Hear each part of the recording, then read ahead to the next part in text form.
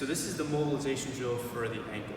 Okay, so we're gonna first talk about mobilizing the ankle when it comes to doing this motion here. And this is called dorsiflexion.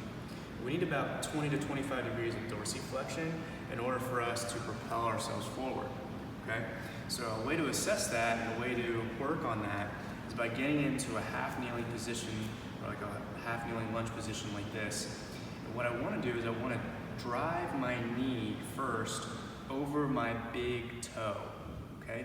Now as I do this, I wanna keep my heel on the floor and make sure I have 3 points of contact. So my heel, my big toe, and my little toe, okay? So I'm gonna drive my heel over my big toe, just like that. And if I feel any stretching back here, that's okay.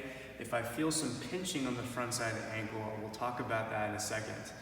I'm gonna come back and I'm now gonna drive over the midsection of my toes here. So right in between these guys. And then I'm gonna try and drive my knee out to the outside of my foot. So we need to be able to dorsiflex in all those different ranges because our foot is mobile, our ankle is mobile, just like that. Now, what I typically recommend in each direction, I try to shoot for 10 in each direction. And how many reps really depends on how I'm feeling. So if I'm feeling a little bit more stiff in one position than the other, then I can focus and do a little bit more reps in that direction. Now, if I feel some pinching in the front of my ankle, what I can do here is this. I can cup the ankle with my hand, just like this, apply some counter pressure with my left hand as I press my knee forward, just like that. And that's gonna create some shearing on the talus, which is one of our ankle bones. Sometimes that bone gets stuck, and as it translates with the other bones here, it can sometimes get stuck. So as I do that, we can free up that joint and reduce that pinching or stiffness on the front side of the ankle. And as far as reps go, it really depends on how stiff it is. If we feel that pinching, I'd first start with around 10. You can jump it up as you need to.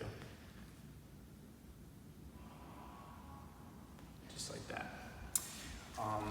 And then we're gonna shift now into plantar flexion. So that's the movement where my foot points down. So people who have chronic issues with like tightness in the bottom of the foot or foot pain, oftentimes we might have limitations in how our foot moves downward, which creates stress in the bottom. So what we're gonna do here, I'm gonna get onto my foot and leg just like this. I'm gonna put pressure back onto my leg, just like that. And I'm gonna start to feel some pressure on the top part of my foot here. And then from here, I'm gonna take my knee and I'm going to push it up towards me. And I'm gonna feel a stretch in the top of my foot. Just like that. I usually shoot between 5 to 10 seconds for this one as well. And then I'll relax. And then I'll see if I can bring my knee up a little bit higher. Again, we'll fall in the parameters of what's acceptable level of pain, between 1 and 5 out of 10.